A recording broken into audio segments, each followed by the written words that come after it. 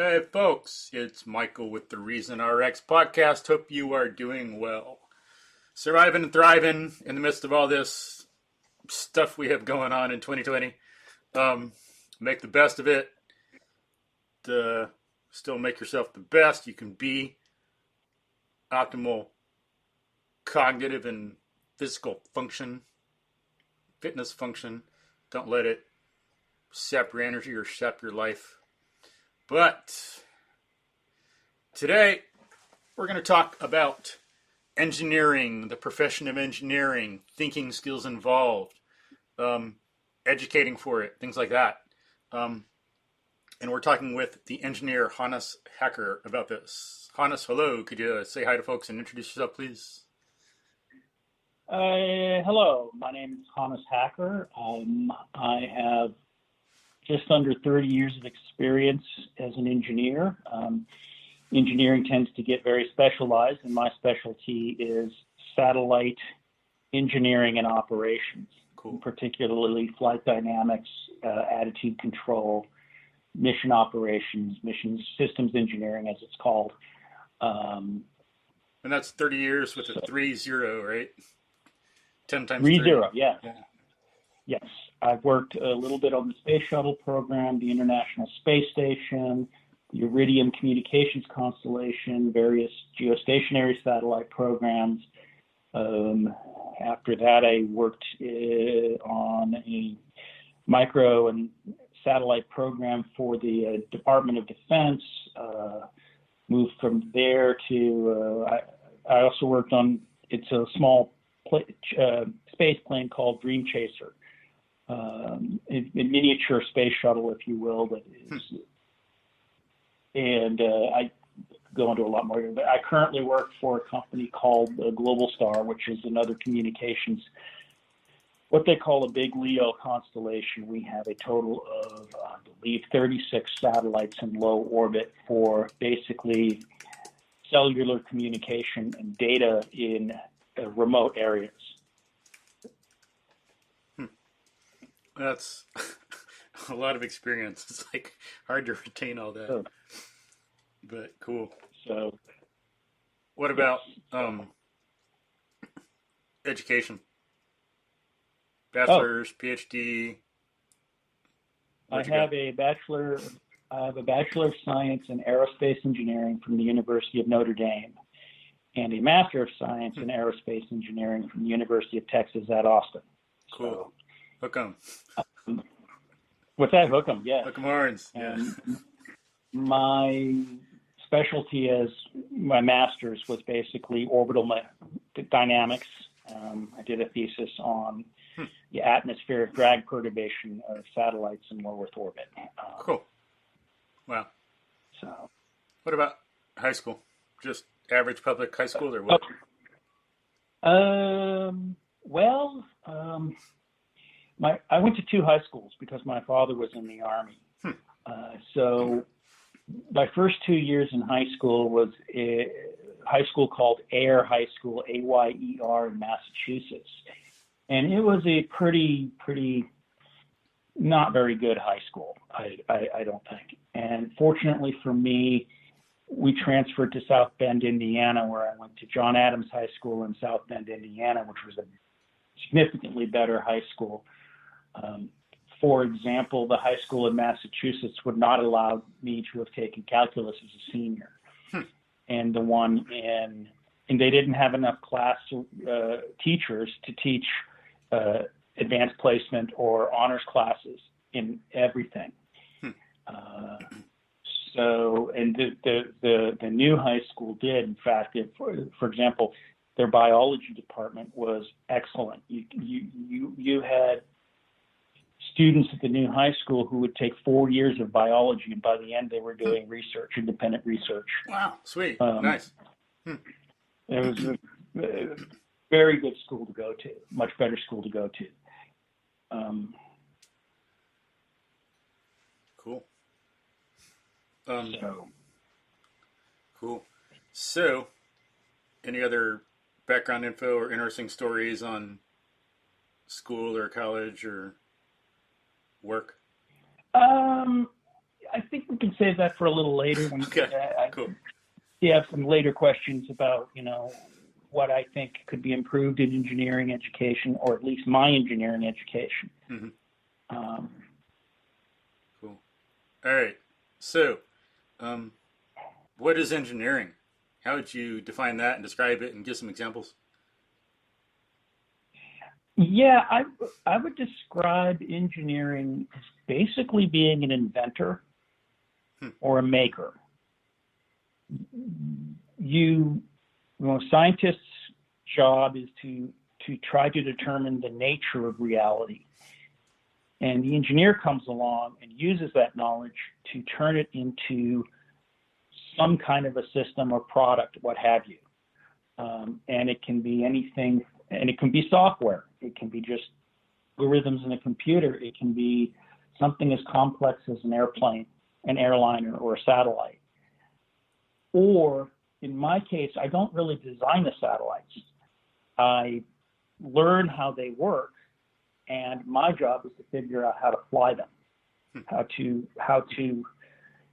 create it's usually software to have a satellite or a spacecraft do certain things. They do not just fly around in their orbit. There's certain maintenance things that have to be done. I'll give you an example. We did this at work today, me and a colleague. We had one of our satellites have to do a maneuver to avoid a collision with another object in space. And so there's software that me and my team have written to analyze certain things. I don't want to get into too much gory detail, but for example, there is a potential that when we slew the satellite to the direction it's pointing in space, that one of the Earth sensors, we have horizon sensors that tell the satellite what its attitude is relative to the Earth. And in this case, roll and pitch. And those are technical terms. Roll is if you think of an airplane. The satellite is, roll is if you're flying along and the wings go up and down, rolling around the direction of flight. Pitch is nose up and down, and then yaw is left and right. But when we're slewing to the attitude we need to go to, there's a potential that the sun could come during the slew, that the sun can actually enter one of these Earth sensors. And the onboard software does not know that the sun is in, during a slew, does not know that the sun is there. And so it starts feeding bad data to the flight computer. And the flight computer starts trying to correct an attitude that's already correct. And it loses the Earth, and then it goes into what we call safe mode. And that's bad because it's now no longer generating revenue. Executive management gets grumpy about that, and it's usually about at least 8 hours to get it back into service. I hope that's a good example. And so you got to be in a certain orbit, avoid some space debris or whatever, and then get back into the same orbit? It's not the orbit. You do. That is correct. Because what you'll do is you'll change your orbit slightly, and we've got a little, basically a box, we call it in space, that we try to stay in. Well, if you raise your orbit slightly, you're actually slowing down, and then you're going to fly out of the back of that box. So then at some point you have to turn the satellite around to lower the orbit again to stay within the box. Mm-hmm. But what about the debris for future orbits? Is the debris usually gone after the one orbit, or what's the deal? Not always, no. It depends on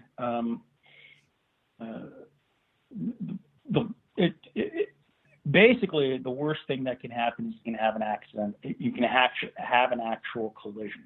Mm-hmm. And then you've created, instead of having a single piece of debris, you've got hundreds or even thousands of pieces of debris. Mm-hmm. And no more satellite. Well, and there have been there have been collisions in space. The first one, I wrote a paper about this actually, was in 2007. And this was the Chinese, if you remember, in 2007, early in 2007, just as a saber rattling exercise, they intentionally destroyed one of their own weather satellites using what's called a kinetic kill vehicle. It's basically a solid chunk of metal that they deliberately collided with one of their own satellites. And they generated thousands of pieces, actually tens of thousands of pieces of debris that are now wrapped all around the Earth. The altitude was high enough that the engineering estimate is that 85% of these thousands of debris pieces will still be in orbit 100 years from now. And so now you have all of these small little debris pieces that will slowly, over a period of decades or longer, even though they're at about 780 kilometers up, there is enough atmosphere there that high up that it will, over enough time, decay the orbits and eventually have them fall back to Earth. But as they do so, there is, they are basically a navigation hazard for everything that is at that altitude and below. And they've really jumped up a very important altitude, which is around the altitude of about 800-ish, 750 to 800 kilometers, because that's where weather satellites, scientific Earth sensing satellites, military observation satellites all tend to live. And now you've got thousands upon thousands of junk pieces that nobody can control that are going to be there for decades. And they're really hard to track. Are they pretty much all identified and they can track them, or are they kind of hard to track, or what? It depends on the size of the debris piece. Mm-hmm. Anything about the size of a baseball or larger can be tracked.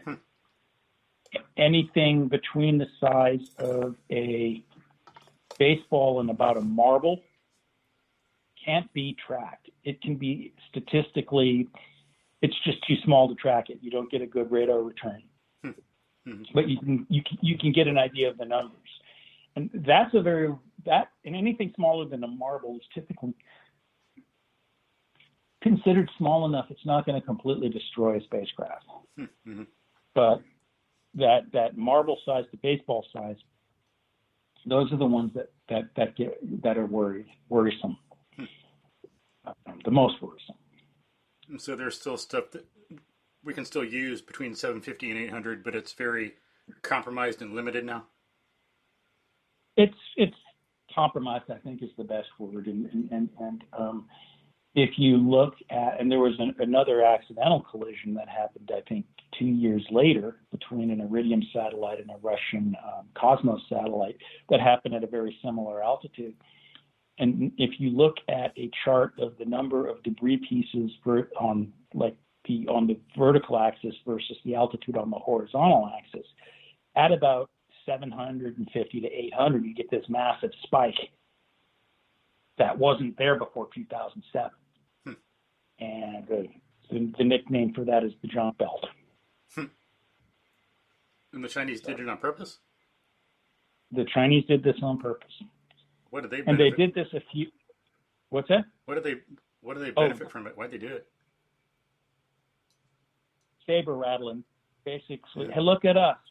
We can destroy a satellite if we want to. And they've been doing some other provocative things over the years too. But doesn't seem like it's in their own self-interest because it affects them too. Yes, it does. It's nice you can destroy stuff, but it's like, hey, look, I can pollute this river, so, wait, neither of us have water to drink now, but look what I can do. I can pollute it. Yep, exactly. The thing is, they did this very shortly before a conference that was supposed to happen in Beijing on orbital debris mitigation. So, Hmm. Some people. Anyway, cool. Well, yeah. Um, and so, let's see. So the Romans did a lot of engineering. Greeks did a lot of the science it was based on. Um, or people learned about basic function of electricity, basic nature of electricity, and then engineers would take that and make a computer. So that's another example. that's another example, starting with even something as simple as a light bulb to an integrated circuit to a computer. Exactly. Or Benjamin And Franklin might function as both a scientist and an engineer. yes, Yeah. So, for yes, example, he did one experiment where he got pieces, like square, rectangular pieces of cloth of different color, put them out in the snow, and then he saw that there was this um, gradiated depth that they'd sink to. The darker the color, the deeper it would sink. Um, and I think that's I didn't. yeah, it's interesting. I'll have to make a note, maybe put that in the show notes for people. Franklin cloth experiment. Maybe that'll be enough to remind me. And what? Um, which do you remember the so-called laws of induction? Um, difference, agreement. Um, damn, I forgot the name of that one. It's in my brain. I'm just like, I guess, a little too tired to think. Mills methods: agreement, difference, combined method of agreement, difference. Oh, concomitant variation. So yeah, so the Franklin thing they call concomitant variation. Um, but Okay. I don't think he used that to. Um, that might have been some of the basis for inventing the Franklin stove, making it dark so it absorbed I see. and radiated heat more. Um, and then, people weren't stupid. They already knew about light clothes and dark clothes from experience, but I think that helped give some theoretical foundation as to why people should wear certain clothes in certain environments also. Um, darker when you want to retain heat, lighter when you want to not absorb heat as much. Um, and then, Yeah, so he'd function as a scientist in doing the experiment, and then an engineer with the stove or the clothes or whatever. Is that right? yes, that's a good example. And then he did his famous kite experiment for electricity. So scientifically, we're generalizing through an experiment. All lightning is electricity, scientific, but then the lightning rod would be engineering. Is that right? Yes, Cool. yes. I think he grasped the idea. The way the lightning rod works is you've got basically an electrical charge that is accumulating both in the clouds and on the ground. And if that electrical charge becomes powerful enough, then you get basically a spark, except it's a very, very, very dangerous spark. Mm-hmm. But that's what lightning is. It's the same thing as when you shuffle your feet on the floor and you touch the doorknob and you get a little spark that shocks your finger, just on a much more destructive magnitude.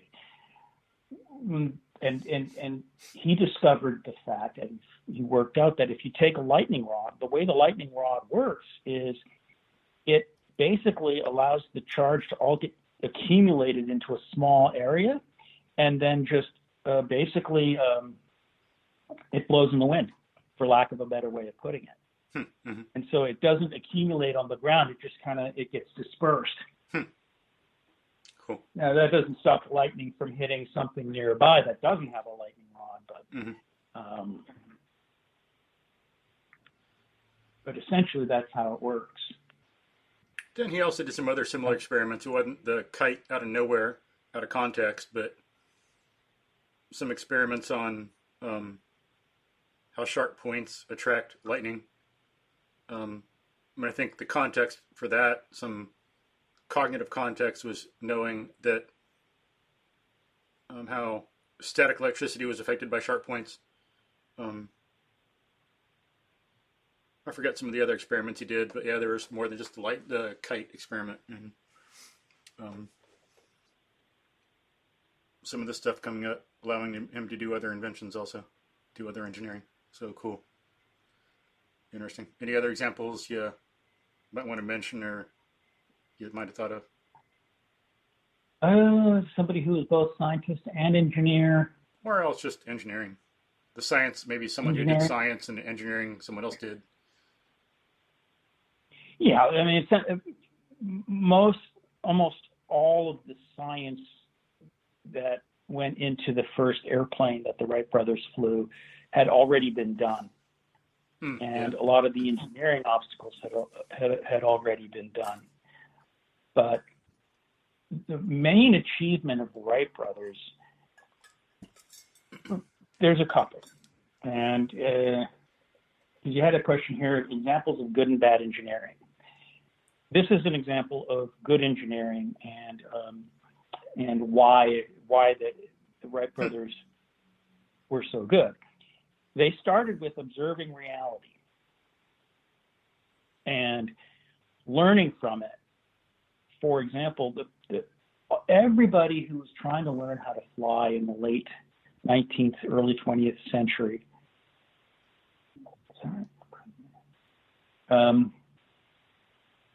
thought that you would turn an airplane into the air like you would steer a boat using your rudder. The Wright brothers figured out by observing birds that birds don't turn that way. I was talking about roll. If a bird wanted to turn in one direction or the other, they would roll into the direction that they want to turn.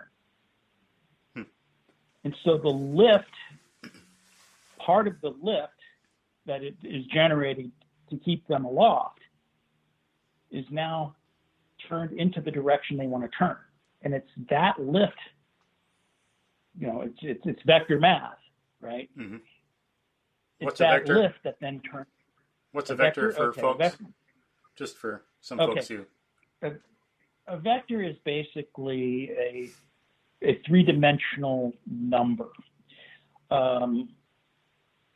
relative to some point, to some origin. So if you think of a bird flying along or an airplane flying along, and you have the center of gravity and it's generating lift. I'll just talk about lift. Well, you describe that lift in three dimensions. In X, Y, and Z. And if you, depending on how you define those at the center of gravity of the plane or the bird, you'll have a zero, and some value. You can have a unit vector where that value is 1. And the lift then is straight away from the Earth relative to the bird or the plane. Well, when you roll over, say, to the left, now that vector is you have a component of that vector, the 0, 0, 1, that is in the direction that you rolled, and that will push the bird or the plane in that direction. So if you're ever flying in an airplane, you notice that when an airplane turns, and there's more that's going on there than just, I don't want to get into too much detail, but you'll notice if you're sitting in an airplane and the pilot wants to make a turn, he banks over to one side, and that's why. So the Wright brothers observed that in birds and observed that the bird, in order to do that, actually twists its wings. Yeah, not like a rudder. Yeah, or an aileron, or and it acts like an aileron in an airplane. An aileron. So it's like it's almost. And then it gives it this directed push towards the left when it banks like that. Yeah. Yes, exactly. Maybe that's the way to Now, think of a vector, like a directed push. yes, yeah. So like scalar versus vector. A scalar might be $5, but yes, a vector would be a push in a certain direction. yeah, exactly. It can be a vector. Lots of things can be a vector. Um, they tend to be drawn as arrows. When you're dealing with them. So that's one of the ways that the Wright brothers were very first-handed, very reality-oriented. Another one was after their successful 1903 flight, they went back to a place called Huffman Prairie, which is now Wright-Patterson Air Force Base in Dayton, where they lived. And they started to get really frustrated because they're trying to do longer range flights. And in 1904, they were just having terrible luck. They were not getting the amount of lift that they were calculating they should get from their airplane designs. Mm-hmm. And they were using lift and also drag tables that had been made up by Otto Lilienthal some years earlier. Everybody used these tables. Yeah. Everybody used them. The Wright world brothers authority. And the Wright brothers said, maybe we should double check the tables and see if they're right. And so they built a wind tunnel. Now, a wind tunnel, they didn't invent it. Yeah. They built a wind tunnel, and they started putting various shapes of wings in the tunnel and measuring the lift and the drag that they were actually getting and comparing it to what the table said. And what they discovered is that the tables had a value for basically the density of air that was 40% too large. And so lift and drag are linear functions, for the most part, of air density. So because that value was too large, everybody was undersizing their wings by 40%. Oh, wow. And when they corrected that problem, in 1905, they had enormous success.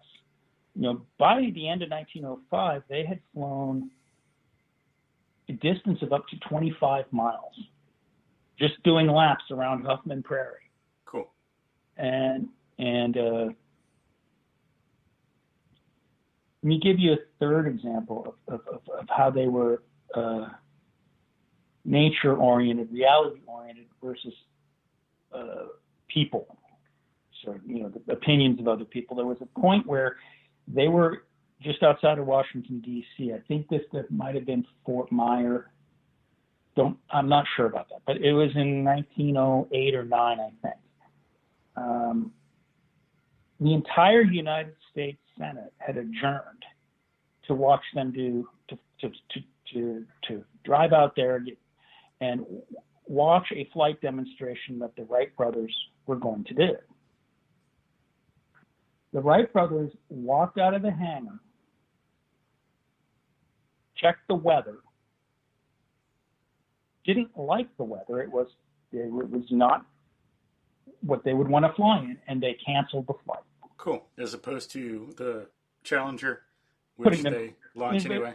Yes, exactly. And the newspapers were just shocked. How dare they do this? The Senate was present and blah, blah, blah. They're like, no. This might have been after, I believe it was Orville. One of them actually had an accident that he never really fully recovered from in 1908. And they promised their parents, for example, that the two of them would never fly in the same airplane at the same time. Because they didn't want their parents to lose both of their sons in one airplane crash. Which gets another thing, example of good versus bad engineering. I'll get into bad engineering now. Is this other than the Wright brothers? This is other than the Wright brothers. Yeah, it's This like is one thing actually first. Let me recent. see. So, like, to kind of summarize, the first example you gave was about a bad analogy. People thought a boat and a plane were similar, and Yeah, clearly they had not yeah, thought through that enough to see about the dynamic characteristics, the drag, the propulsion, how one thing's on the water and others in the air, and how that works. Is it actually the same? And so, yeah, it's good the Wright brothers looked at a bird to see what they actually do to yeah. get, as you say, first-handed knowledge and see if the analogy is correct. Um, Exactly, and exactly. then, It's and then, yeah, on the other one, you got that authority that they, I'm sure, appreciated. They didn't denigrate it, but they wanted to check it independently. Is this correct? yes, And so yes, we all have to think independently, even if that's one thing we should do in general. We should think independently about something and not just have group cohesion based on some idea someone believes and just all run with it. We should all be good and know what to do. That allows us to act better and then clearly to succeed. You got this group having some authority. He's wrong. Oh, but he's the world's greatest, so he must be right. Well, no. So the Wright brothers did their yes. experiments in the wind tunnel to verify, and I think they actually found they needed different numbers too. I think they found some of the stuff that was thought to be relevant actually wasn't, and they used other parameters instead to figure out how to fly and how to turn. I don't recall that, Yeah. but essentially, when that's the essence of it. They didn't just bow to authority. They said, okay, the authority says these are what the values are. These are what the tables are. But using those tables, we're not getting the right results. So let's verify the tables. Mm-hmm. And Lilienthal was in his own right a brilliant man, but everybody's capable of error. Yeah, even what was it, Maxwell, who miscalculated the age of the sun and the age of the earth? I don't know. Or no, Rutherford. Rutherford. That's it. Remember him thinking that they didn't know about nuclear power, didn't consider it, and so, based on thermodynamic considerations, he famously miscalculated the age of the sun and the age of the earth. Okay. Or Galileo, he didn't know about electrical forces, so he thought things were held together by vacuum cohesion, you know? Sure. Instead of saying, I don't know, he kind of jumped to that conclusion. But anyway, you want to give another example, and about time to wrap up, and we can develop more of this later. But we got what engineering is. We're getting some examples of good and bad. So good content, good start. What else do you want to add? So another example, I gave some thought to, what makes bad engineering? And I've seen examples of that over my life. One of the things that makes for bad engineering is what I would refer to as the failure to account for failure. Mm-hmm. So if you or the listeners remember the whole issue with the Boeing 737 MAX? Nope. Don't recall. Okay. It's a version of the Boeing 747 that has been grounded by the FAA for over a year. And it had a design feature in it that would automatically pitch the nose of the airplane down if it detected an imminent stall. So what's a stall? Stall basically means you can vary the lift on a wing by basically changing its angle, what's called the angle of attack relative to the airflow. The higher that is, the more lift you get. Up to a point. If you go too high, usually around 20 to 25 degrees relative to the airflow, the air separates from the top of the wing, and you get a sudden drop in lift. And what pilots are trained to do, I did a little private flying lessons once, and I hated doing this, is the right thing to, because flight instructors, they're notorious. They'll tell you to do something you know is wrong. They'll say, okay, we'll practice stalls. We'll go back on the yoke until you feel the bottom drop out. I'm like, I don't want to do that, but you have to, but in the right way to recover from a stall is to basically push the yoke or the stick forward and go nose down. You'll lose some altitude, but you'll regain your lift. And so this has been, at least in piloting and aerospace circles, a big issue over the last year to two. And always when you see some kind of a failure, very often it's are you still here? Yeah. Hello. Okay, so somebody else tried to call me. I think it's a junk call. Okay. And if it's not a junk call, anyway. So the problem with the 737 MAX actually originates to the 1960s, even though it was the cause. It was cause of a couple airliner crashes. One in, I think, Egypt or Ethiopia, and another one in Indonesia. But the problem started in the 1960s. And it has to do with, in the 1960s, that's when the first 737s came out. The engines were simple turbojet engines. And then later on, I think starting maybe in the 70s and 80s, they started coming out with what's called a turbofan engine. And a turbofan is, if you look at any modern airliner, the engines are kind of cylindrical, but then they have a larger cylindrical section in the front of it. That's what's called the fan section. And basically it's a glorified propeller. It's not burning fuel to generate thrust, but it's augmenting the thrust that comes out of the back of the engine. And the bottom line is it makes the engine more fuel efficient, but fatter. So the Airbus A320s and A321s, which were designed in the 1980s, had taller landing gear than the 737s. And so some years ago, one of the engine manufacturers came out with an engine that had about 15% better fuel efficiency. So if you're running an airline, that's a big deal. And you want those engines. But the problem is if Boeing wants to put them on the 737, it's too big, it's too wide. And it could, on takeoff, it could actually collide with the runway and scrape along the runway. And Boeing decided not to put longer landing gear on the 737s. What they did is they raised the engine up relative to the wing, where the top of the engine cowl was actually in front of a little bit in front of the wing itself.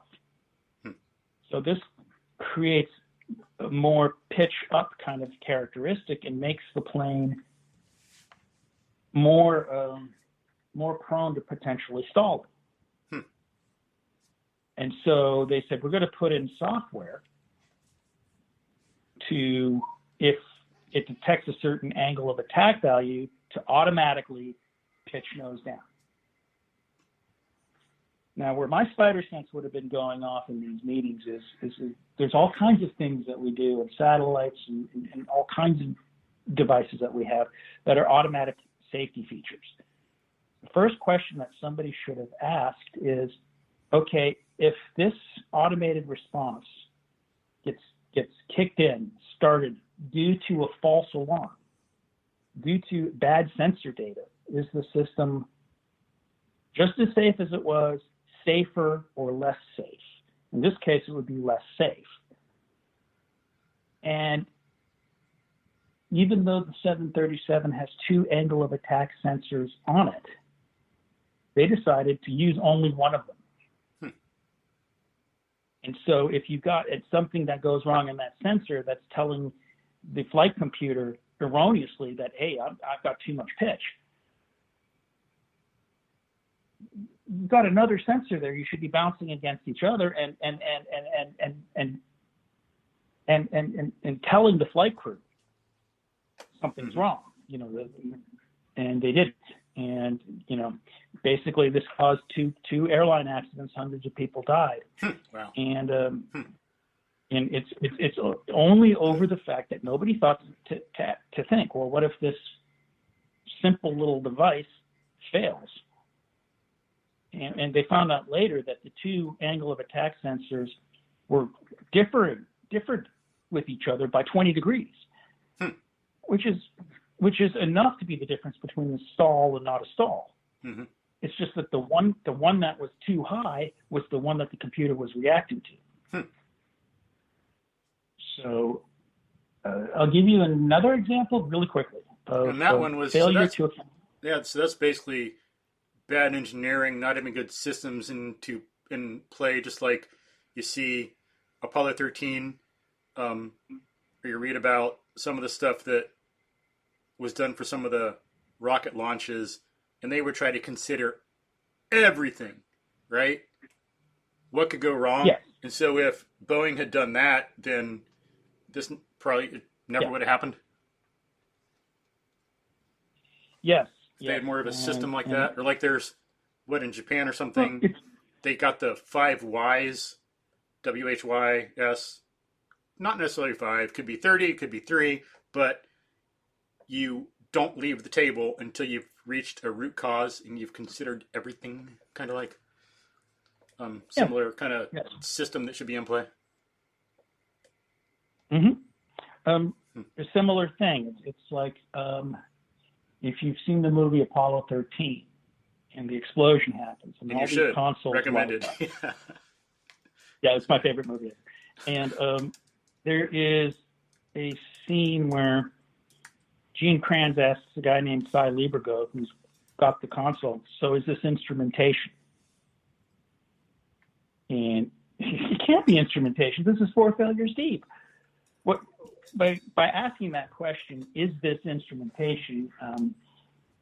It'll give you an example. If you're driving along in your car and your fuel light comes on, does that mean you're low on gas? Or is there a short circuit that's turning the fuel light on falsely? Mm-hmm. And so the way you should handle that is like, okay, look at the fuel light and the gas gauge. If the gas gauge is almost full, but the fuel light is on, probably have a bad fuel light. Mm-hmm. And this goes all the way back to John Glenn's flight. If you remember, they had to cut his mission short. NASA was going to have him fly 7 revolutions around the Earth, and he only flew 3. And he re-entered with the retro pack still attached to the heat shield. And the reason for that was they got a light coming on that indicated that his heat shield was loose. And the way that worked is basically they had 3 switches at 120 degrees apart on the base of that heat shield. And they worked very simple devices. They worked like the switch on your refrigerator that tells it to turn the light on when you open the door. Mm-hmm. They found out there was a heated argument about what they should do and who was in charge, actually. And when they recovered the capsule, they found out there was nothing wrong with that heat shield. It's just one of those little switches that popped open. That's an example of instrumentation. So one of the things that when I was in NASA in Houston, when we first met, was looking at a design, and you see a sensor, and we were all, the design engineers hated us because they'd say, "Hey, look, here's how this system we've designed is going to work," and we're looking at it saying, "Yeah, that's fine, but I want to know how it's going to break." Because I'm going to be sitting there having to deal with the malfunction. And so, we would constantly be saying, "Oh, look, you've got some kind of temperature sensor here or there. Could you put a second one in there?" So if we get right next to it,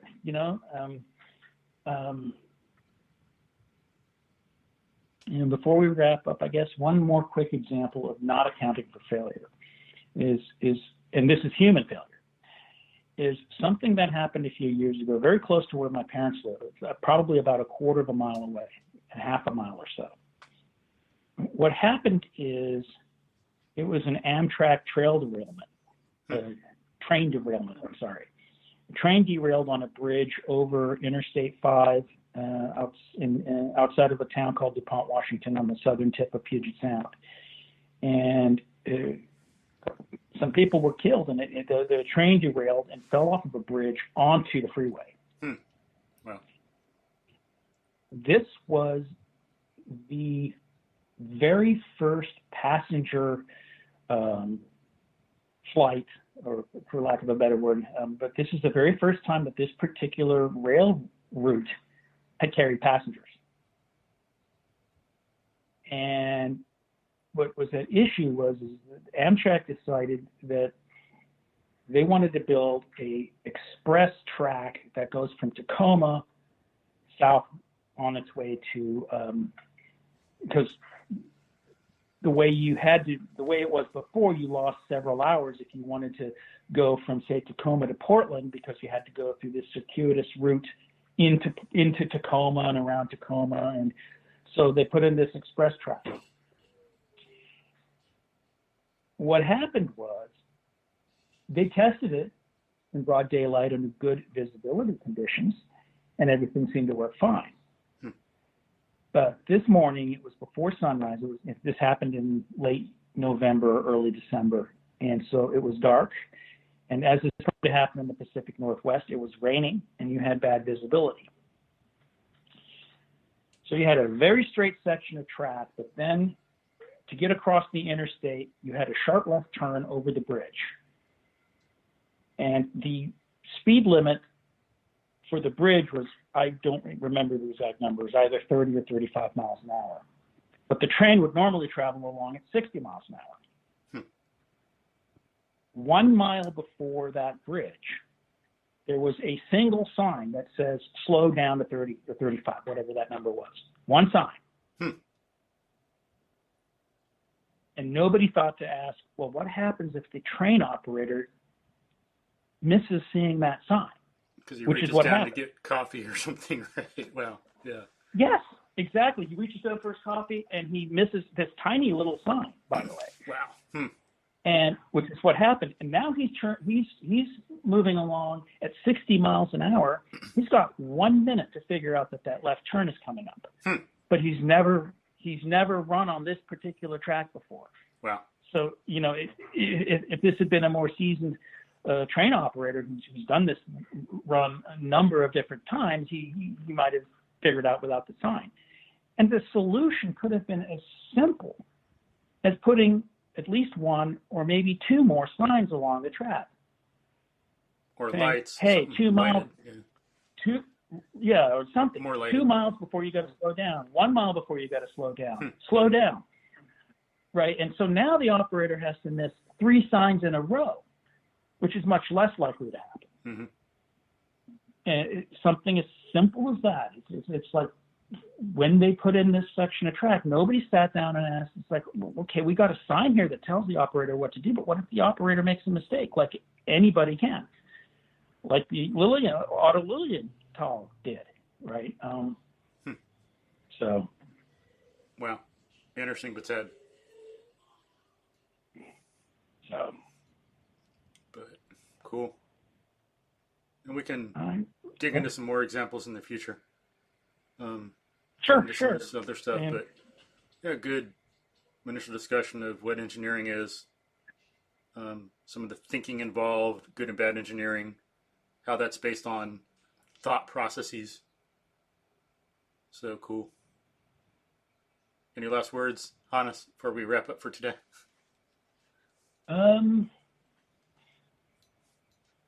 No, I need to head over to a friend's place to pick something up.